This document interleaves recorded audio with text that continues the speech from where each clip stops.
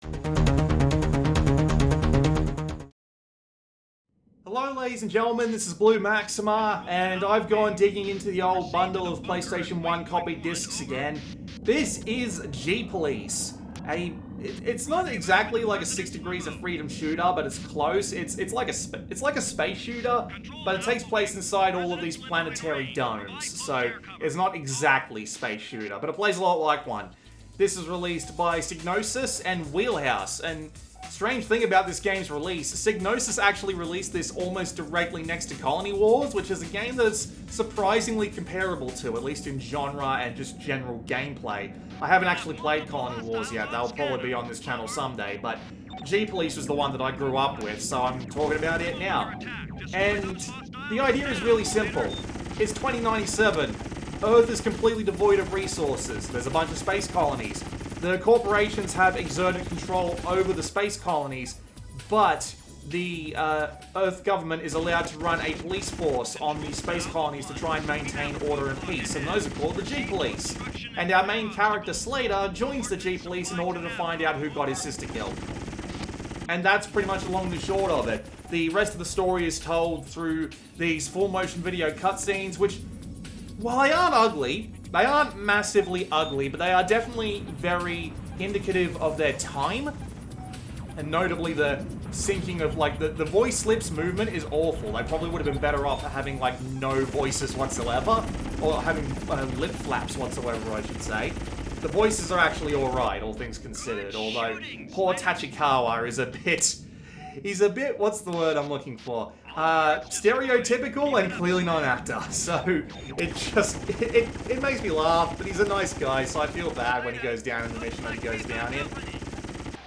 So with that said, there is story, but outside of the full motion video cutscenes, there's very little that actually progresses it. So you'll mainly be flying through the game's 30 plus missions, going through and performing several sets of objectives inside of these domes that contain different landscapes like buildings and deserts and forests and general things along those lines. And you'll need to just fire away at all the targets with all your weapons. It's really that simple. I guess I'll start with talking about how the game looks, because it's got the weirdest thing. It's got an options menu that lets you turn up the draw distance and the viewing angle, and also the frame rate. But you can't do all three at once. It's a balance. So the higher that you have the draw distance and the view angle, the lower the frame rate goes. And as you adjust these meters up and down, other ones will be adjusted up and down in its place. It's a bloody bizarre system, but it's also really neat that you get the option. And since we're playing this on an emulator, I was able to overclock the CPU on the PlayStation 1 to make the frame rate a fair bit more stable.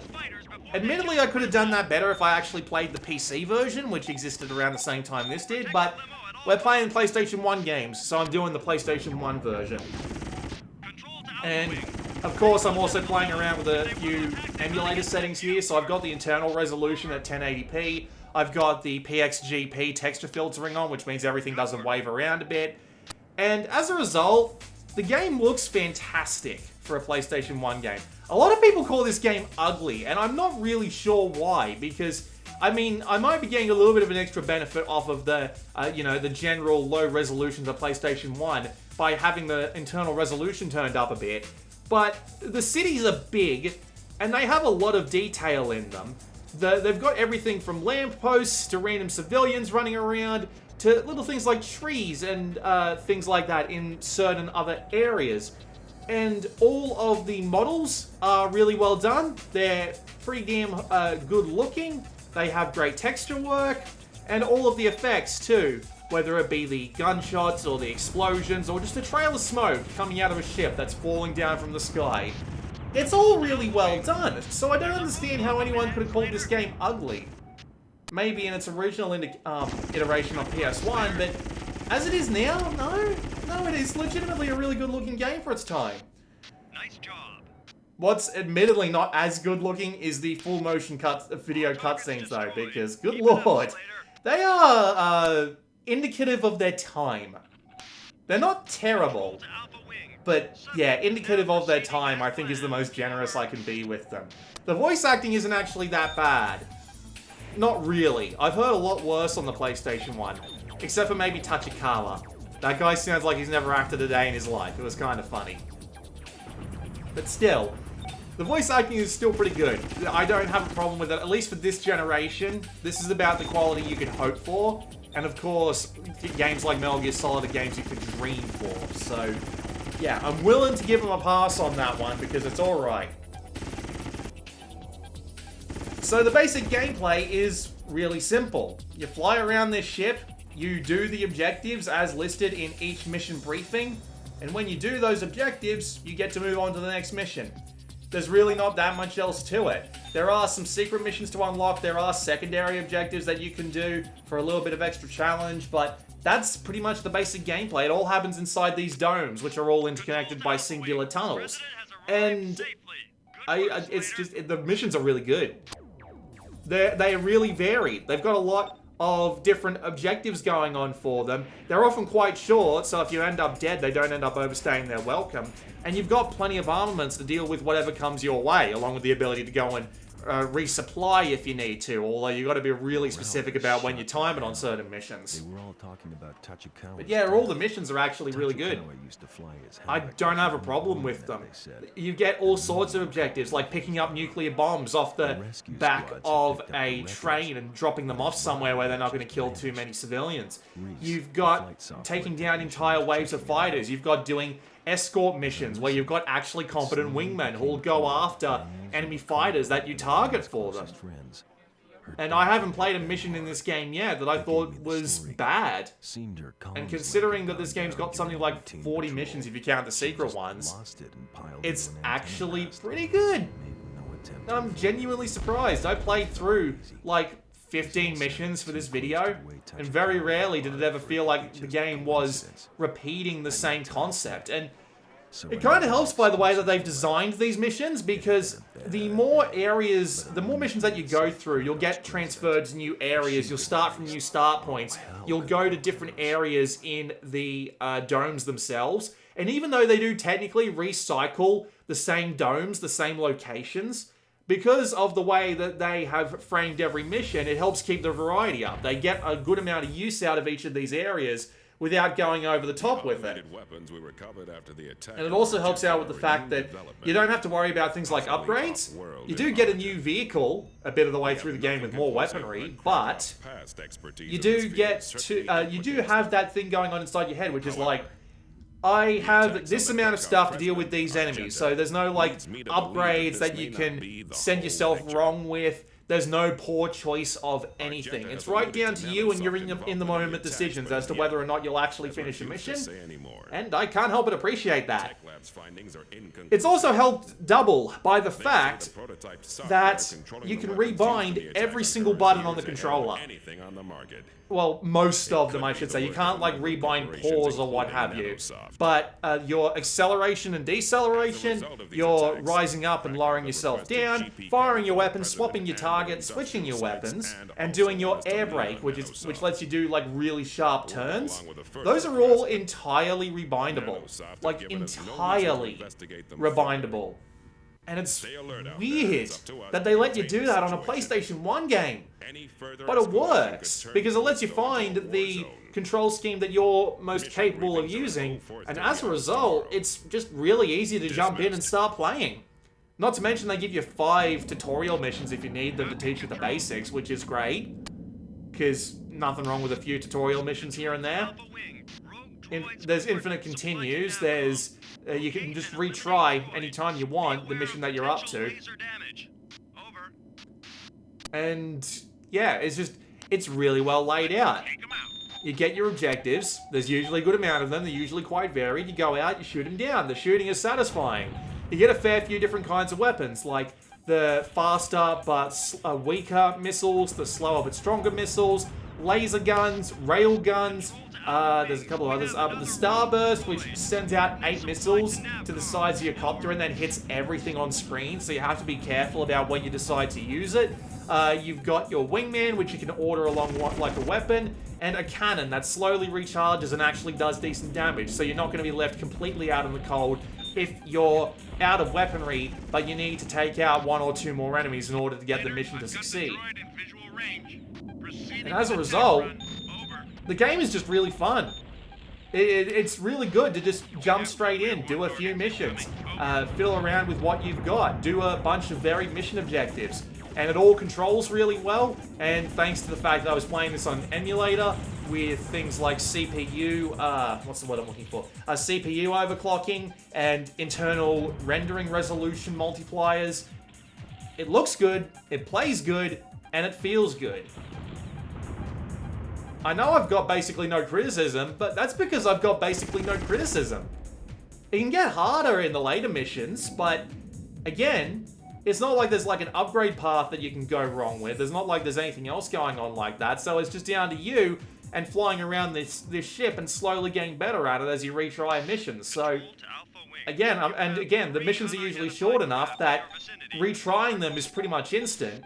The loading times when you're starting a mission aren't great, but retrying is instant, so you don't have to worry too much about sitting through a long-ass loading screen. And it's just down to you. So yeah, I really like this. I thought I might have had those sorts of like rose-tinted glasses going on like I did with Covert Ops Nuclear Dawn, but with this one, yeah, it just seems to be all the way good. A little difficult, but nothing wrong with a little bit of difficulty, especially when they give you like 10 plus missions, which aren't super easy, but aren't super difficult either. So you've got the opportunity to settle in and get used to the way things work. And then it lets you go off to the rat race. And I'm fine with that approach. Especially on a PlayStation 1 game where you genuinely have to introduce some difficulty in order to help your games last as long as they possibly can. So yeah, that's pretty much everything. There's very little to dislike about G-Police. And I wholeheartedly recommend it to anyone who wants to give it a go. Just because it's good. Genuinely good. And if you're on Vita, if you're one of the old Vita holdouts from the last, like, decade of this channel, it's actually available on the store there. I didn't know it was, but apparently it is, according to Wikipedia, so if you want to go and pick this up on your Vita and play it there, you can do that. Remap a few things to your touchscreen, and just go for it. You'll probably be able to make something work. There is also the soundtrack, which honestly is kind of hard to notice. You spend so much time blasting the crap out of everything that it's kind of hard to hear it. The most intense track of the game is like, hey, you have 9 seconds to decide whether or not you want to retry this mission. Which is odd, but okay. But yeah, G-Police. Genuinely really good. Plays really well, looks great, has some decent voice acting and story going on, although it's not on the level of Metal Gear Solid, but it will at least keep you going. There's a lot of missions, they have a lot of variety in the mission objectives and the fighting, thanks to the fact that you're constantly visiting different domes and doing different objectives. Your craft handles great. It helps that you can rebind all of the controls to something that will be a little bit more suited towards you. Not to mention the entirely unusual for a PlayStation 1 game frame rate, field of view, and bloody draw distance sliders.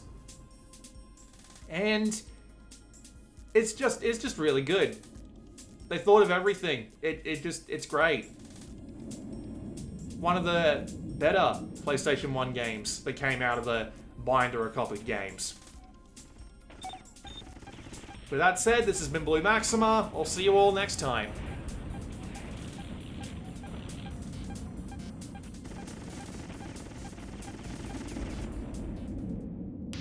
Control to Alpha Wing. Mission complete. Over.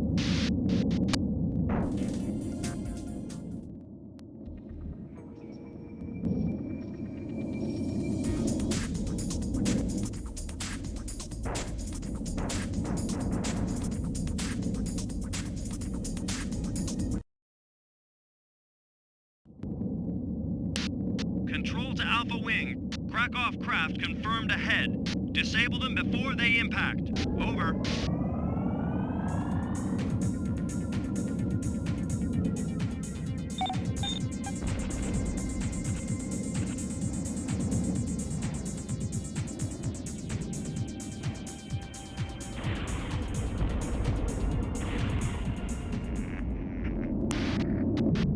Target disabled.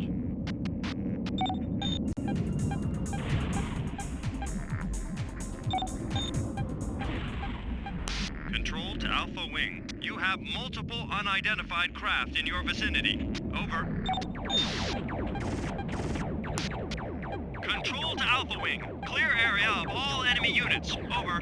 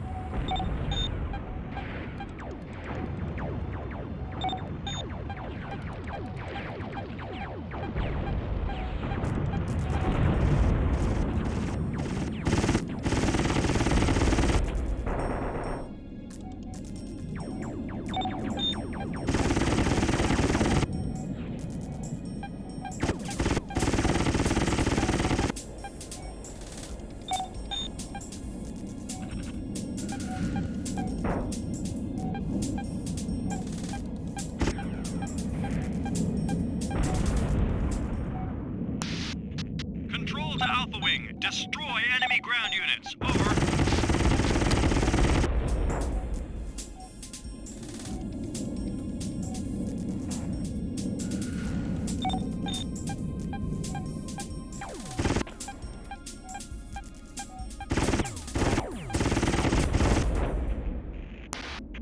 Alpha 2 to Control. Area is clear. Over. Control to Alpha Wing. Proceed to Nardome.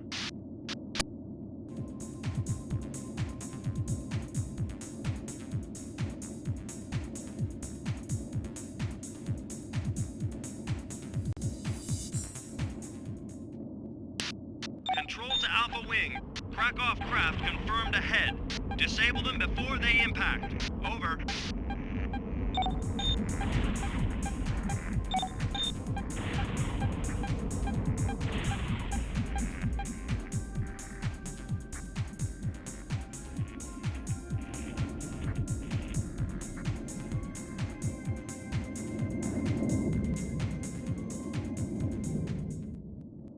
Control to Alpha Wing. You have multiple unidentified craft in your vicinity. Over.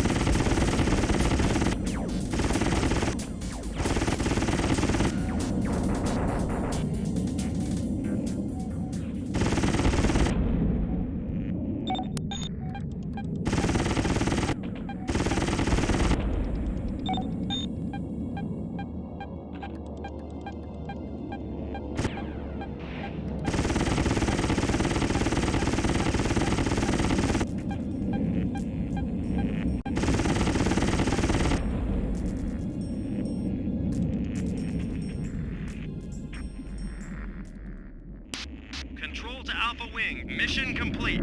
Over.